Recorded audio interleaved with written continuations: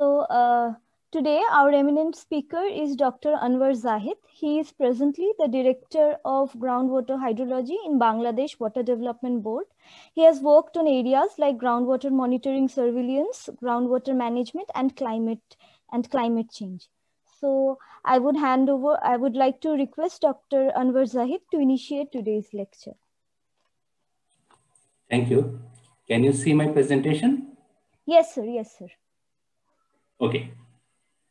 So, first of all, I'd like to express my gratitude to the organizers for giving me the opportunity to share my knowledge with a very, learned audience. And also, I would like to express my deep condolence and respect to Palash Debnath, who left us very early. So now I'd like to start my presentation.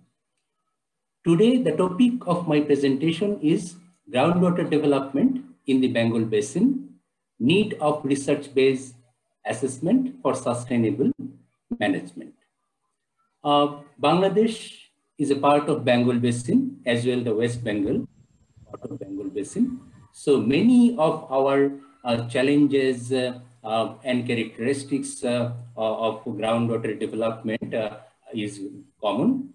And I hope that you will get a flavor from my presentation. And the objective of my presentation is what sorts of research we are conducting in order for the sustainable development and management of groundwater resources in our part of the Bengal Basin. And today I will present few of our research findings during my presentation. So groundwater development and its constraint. In Bangladesh, you know that Bangladesh is agriculture dependent country and more or less 75% of our population is related to agriculture. And Bangladesh is a small country by its land with huge population. You know that Bangladesh is the most densely populated country in the world. So for the growing population, we need more food. And that's why since 70s and early 80s, there is a huge pressure we have imposed on groundwater resources. In Bangladesh, during dry irrigation period, almost 80% of the irrigation water is providing from groundwater. And for drinking purpose, it is almost 97, 98%. And industrial activity has also been growing in the country that also requires water.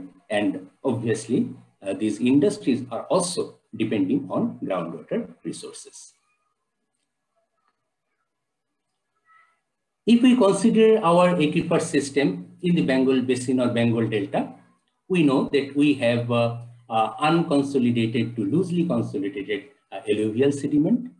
And till now, we explore more or less down to 300, 350 meters below ground. And we have, multi-layered aquifers, but in many places, aquifers are not continuous or extended. So we consider the whole Bengal Delta down to 300, 350 meter like one single aquifer system. Though there are multi-layered aquifers separated by aquifers in the local basin. And if we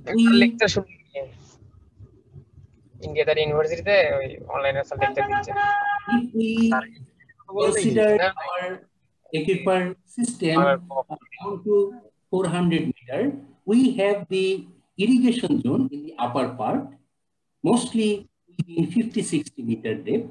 We have our irrigation zone. We had our drinking water supply zone in the very shallow part of the aquifer with the 10-20 meter deep hand tube well. But because of the arsenic contamination and salinity in the coast, now our water supply zone has been shifted in the down part of this aquifer system into 450 meters. And what we call the deep aquifer below 300 meter, in few areas for the water supply, municipal or domestic water supply, we have installed deep tube wells down to 300, 350 meters. But in many areas, this is more or less unexplored. So this is our aquifer and aquifer connected. So stress on any part or any depth of the aquifer may create stress on the other part of the aquifer units below or above. So this is from north to south in Bay of Bengal. And in the coastal belt, we are suffering from salinity. And this salinity also encroaches to the deeper aquifers. In many areas, down to the 300-meter depth, the aquifer are encroached by this saline. So I have mentioned that we have imposed already a huge stress on groundwater, though in our network, sorry to interrupt you. Surface water is available throughout the year. We have to use surface water for irrigation purpose. But what we see, even in the vicinity of the rivers, the farmer like to use shallow tube well. Sir, sorry to interrupt you, but I would like to ask everybody to mute themselves. Yeah, there are a few noises. Yes, sir, there is a lot of noise. Except the speaker, I would request everybody to mute themselves. This can be done by the host himself. He can. I think Tridip is the host. Can you do this, Tridip? Yeah, I'll do it. Okay, sir. Thank you. Yes, sir. Thank you, sir. Okay, I would like to continue. Yes, sir. So there is already a huge stress on groundwater, and so the farmer like to install a shallow irrigation well, as the installation cost is not very high and operation and maintenance is very easy. Therefore, the minimum well spacing is ignored in many parts of our country, not only in the rural areas, agricultural fields, but also in our city areas like Dhaka city. And that's why we are facing different challenges. If we consider the storage or water level, in Dhaka city, water table has been declining continuously. And now the maximum depth to water table or water level is 75 meters below ground surface. That was maybe within 2-3 meters 50 years ago. This is mainly for urban water supply. And if we go to the northwest part, in Barin area, greater Rajshahi area, because of the irrigation obstruction of groundwater, again on that part, groundwater table is continuously declining in many areas. And in many areas of the Barin, the water table or water level reached down to 40-45 meters below ground surface. And obviously, I have mentioned, we are also facing arsenic contamination in shallow groundwater, almost in 61 districts out of our 64 districts. So if you see this slide, in one slide, I have presented the major challenges of groundwater development in Bangladesh. If you see the map, second from left, so this is a groundwater table map, and see in and around Dhaka and in Barin, the water table has been declining. If you follow the graph, you see, and also in Barin. And the third map, this is arsenic contamination map. Many of you have already seen. And so the delta and floodplain areas, the shallow groundwater is contaminated by arsenic. And if we go to the coastal belt, the upper aquifer, the intermediate depth aquifer are contaminated by salinity, and also in the deeper part, down to 300, 350 meters in many areas, the groundwater is saline. So generally, these are our major challenges, and because of these water quality and water storage depletion, people in many areas has been suffering from getting adequate supply of fresh water. Bangladesh Water Development Board where I work, the responsibility is to monitor groundwater quality and quantity all over the country. We have a monitoring well network. So these are the hydrographs from our shallow monitoring well network. So we established this network about 50 years ago, and we have 1,272 such shallow observation wells with the maximum depth of generally 30 to 40 meters. And if we see these hydrographs, okay, still in many rural areas, during dry irrigation period, water table declines, but during monsoon and when water irrigation tube wells stop, then water table raised to its static level. And in many areas, if we see the C type, with time, the abstraction of water, groundwater is increasing, and as such, the fluctuation is also increasing. And since recent few years, the permanent declining trend is observed. And if we see the D type, this is mainly for Dhaka city, the water table or water level is declining continuously since 80s. And it has also impact on the surrounding areas. This Gazipur suburb in the vicinity of Greater Dhaka, where we have already noticed that influence of abstraction of Dhaka city, as well as since 2004, the number of industries has been increasing since 2014 in and around Dhaka city. So with this impact, also with the irrigation abstraction, in the surrounding areas of Dhaka city, also the permanent declining trend is observed. So monitoring is important. And I have mentioned Bangladesh Water Development is doing this task since more than 50 years. So we monitor groundwater level or table, we monitor water quality, and we conduct different field investigations like aquifer pump test throughout the country to know the aquifer hydraulic properties. And as in Bangladesh, we have imposed already a huge stress on groundwater, this monitoring is very important, because if we get this data, then we can analyze this data, we can evaluate the situation, and we can plan for future. So these are the monitoring well locations of Bangladesh Water Development Board. I have mentioned about 1,272 shallow monitoring wells, and this network has been established since 50 years ago. We have more than 50 years data for these wells. And then because of arsenic and salinity, we are now abstracting deep groundwater, mainly for water supply. So we have extended our monitoring network down to the 350 meter depth. And we have already established clustered wells at 110 locations throughout the country.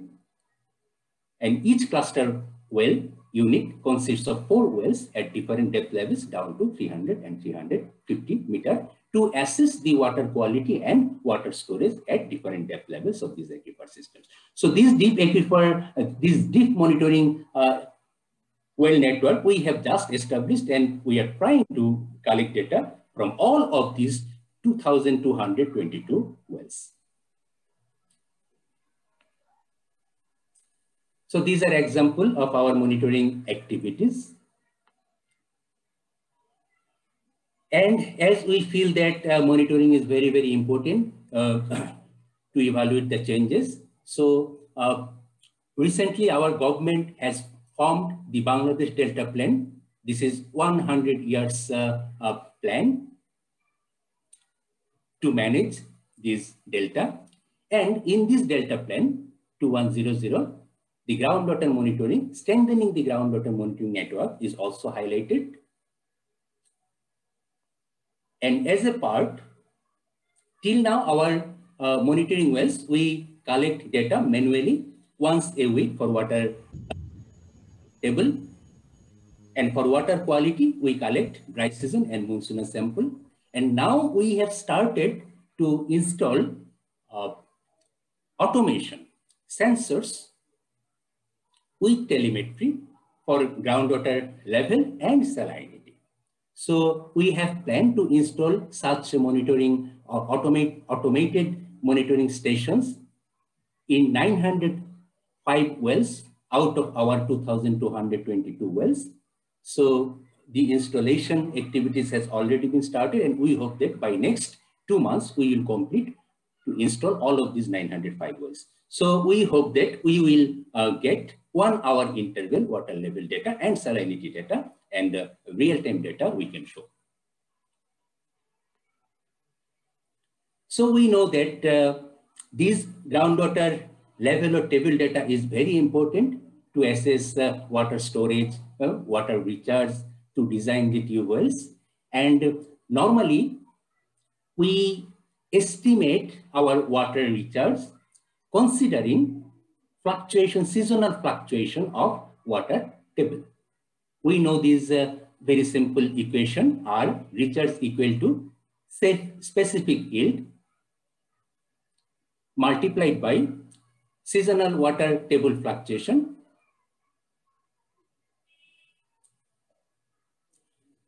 multiplied by area. And in this equation, we consider the water table fluctuation that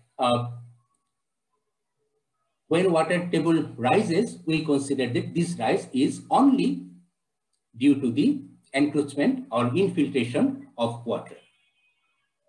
But recent times, using our monitoring wells, mainly the clustered monitoring wells, we are trying to determine the influence of aquifer pore elastic response due to the changes in terrestrial water loaded on water level fluctuations. We know that when we have huge mass of surface water during monsoon, it has its load and it can create a pressure on ground surface that tends to squeeze the pore spaces. And then when the pore spaces squeezes, water table tries to rise. So this is not due to the infiltration of water. This is due to mechanical loading pressure.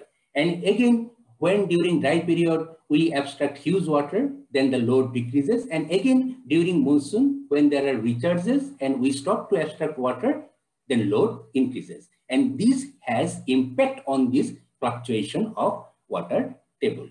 Now we are trying to quantify the percent which is responsible, the mechanical percent of this mechanical loading that is responsible for the fluctuation of water table, in addition the infiltration of water. And why this is important? Now we are considering only the water table fluctuation. We are thinking that this is only due to the infiltration of water. That means we are overestimating our recharge. And if now we are talking about preparation of water budget. So if we overestimate the groundwater resource, then it may lead us, may mislead us to prepare the water budget accurately.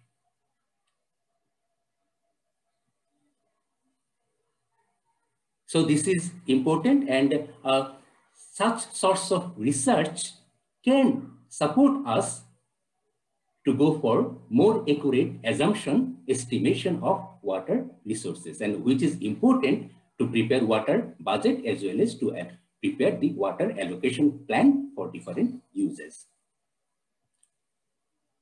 So this influence of mechanical loading is very prominent. We have seen that we have irrigation zone in the upper aquifer. So we abstract water from upper aquifer. But if we see the seasonal water table fluctuation, we also see this fluctuation even in the water level from the depth of 250 or 300 meter deep wells, where there is almost no abstraction. From 350 meter depth, we do not have abstraction in many areas, but we see the seasonal fluctuation. And during our aquifer pump test in the coastal belt, we also see during high tide, water head rises, and during low tide, water head decreases in the deep aquifer, which is not connected hydraulically anywhere with the river or C, we know. So these are the symptoms of the influence of mechanical loading. So we need to quantify this portion, the influence of mechanical loading in the seasonal fluctuation of water table, of water level, to estimate recharge more accurately. And I have mentioned this is important to prepare water budget.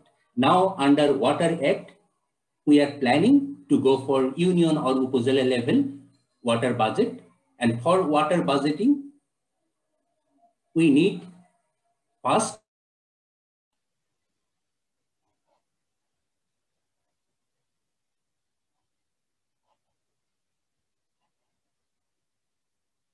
we allocate all sectors. And if we do not have enough water to satisfy all sectors, then we have to find out the way how to support that additional water for users. And here again, the research can help us. Now we are thinking to go for managed aquifer recharge. So in areas where water, fresh water availability is not adequate to support all the sectors, all the users, then we can consider managed aquifer recharge for those areas. We have already conducted many piloting, and now government is thinking for large scale implementation of managed aquifer recharge, mainly for Dhaka city, Barin area, and also in the coastal belt where we have the saline water in the shallow aquifer. We know why MAR is important. So MAR can be used also to improve the storage where water table is depleting, and also MAR can improve the water quality by reducing salinity in the coastal belt.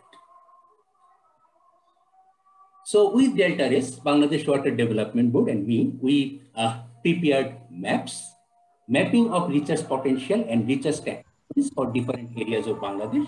So we consider 13, 14 hydrogeological and physical parameters to prepare these maps. These maps indicates where recharge is required and which technology is suitable for which areas. So context specific managed aquifer recharge technologies also we have recommended in these maps. So these sorts of research is very, very important to augment the freshwater storage in the depleting aquifers. Hello. So I have discussed. Hello. I think, sir, sorry to interrupt you. The meeting might go off after 2 minutes. So I would request everyone to rejoin it again using the same link. Okay. Yes, sir. So I have talked about the importance of research on improving the water storage situation. Now another parameter is important, water quality. And we know that Bangladesh and West Bengal has been suffering very badly from arsenic contamination in shallow groundwater and also salinity in the coastal belt. So many people are suffering to get adequately fresh and safe water. As per our government statistics, still 12% of the population of Bangladesh has not been getting adequate, safe and fresh water. So these 12%, mainly in the hard to reach areas, including the coastal areas, they are hardly surviving without adequate availability of fresh and safe water supply. So these are a few statistics. I am not going detailed and maps. And we have also conducted some model study to see how arsenic could mobilize under different stress scenarios. Now we have irrigation abstraction from the upper aquifer down to the maximum depth of 40-50 meters. And we simulated the models by shifting these irrigation tubules in the lower part of the intermediate depth aquifer down to 200 meters. And we have seen that if we keep these irrigation wells in this upper part of the aquifer system, so the deep aquifer will remain safe for hundreds of years. But if we shift these irrigation wells to the lower part of the intermediate depth aquifer,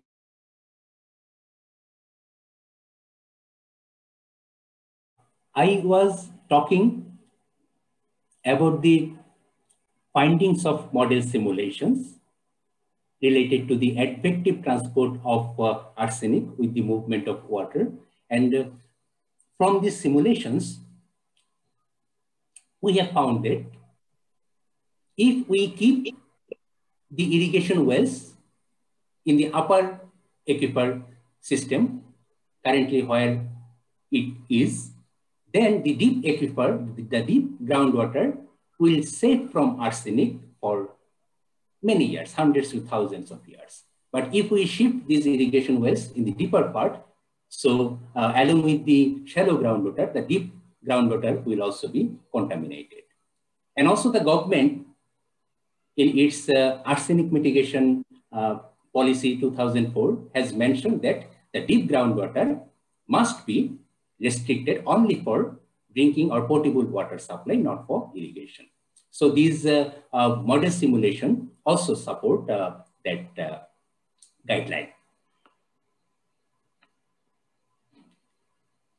And another water quality problem in the coastal belt, if we see these maps, 3 maps from 3 different depth levels, 100 meter, 200 meter, and 300 meter. In the left side is from wet season, the salinity based on electric conductivity, and the right side, this is dry season. So see, the dark colors, red till blue, these are the water is saline in the upper aquifers down to 100 meter. In the intermediate depth aquifers down to 200 meter. Generally, the deep groundwater is fresh or brackish for drinking or potable use. But still, in many parts, this deep groundwater is also saline. And these are few data. So the salinity has already been encroached in our coastal belt, and now we are also thinking on the impact of climate change. So the global warming may raise the sea level, but in our coastal areas, we know that we have land subsidence, maybe millimeter to fraction of millimeter every year. We have sedimentation, the mighty Ganges, Padma, Brahmaputra, Jamuna, and Meghna River carrying a huge suspended and dissolved sediment load. And there is a deposition in our Meghna estuary. There is also erosion during storm surges. When storm surges return back to the seawards, then it also erodes sediments. So to find out the real picture of sea level rise, we also need to study on these, and also we need to estimate the rate of land subsidence, the sedimentation and erosion in the coastal belt. Then we will get a clear picture. So we are also doing some study to determine this land subsidence rate in our coastal belt. We collected samples from 9 different areas from the Sundarbans, and we have the paper yet to be published, but we have found that in different areas since last 1300 years, this subsidence rate is also different. So these sorts of research-based findings may lead us to conclude how sea level rise will impact our coastal belt as well as the on water resources, how the salinity will be encroached in future. So besides salinity and arsenic contamination, we have also some bacterial problem, you know, source from pit latrine in our shallow groundwater. So we also conducted some studies how the bacteria will move under different hydrogeological conditions. So these are also important to prepare the guideline for the installation of shallow tube well, considering the safe distance from these peatlet drains. So I'm going to conclude soon. So I have mentioned and I have presented just few examples of our ongoing research and how these research findings can support us to prepare a sustainable management plan for the sustainable development of our groundwater resources. So here are a few recommendations. I'm not going to read all of these. But finally, summary of this presentation, what we have got that along with other recommendations, the following issues need to be considered based on research findings for the preparation of water budget and water allocation plans that will lead us for the sustainable development and management of groundwater resources. So for our part, we need to estimate the actual liters incorporating aquifer porosity response. We have not considered this yet. Evaluation of managed aquifer recharge performance. Many piloting has been conducted. We need to we need to estimate the real scenario, how this technology can enhance our water storage without deteriorating the aquifer water quality. Assessment of water quality under various abstraction scenarios, including mobility of arsenic and salinity, and determination of the impact of global warming, land subsidence sedimentation, and erosion on salinity encroachment in a particular coast, etc. So thank you very much for your patience hearing.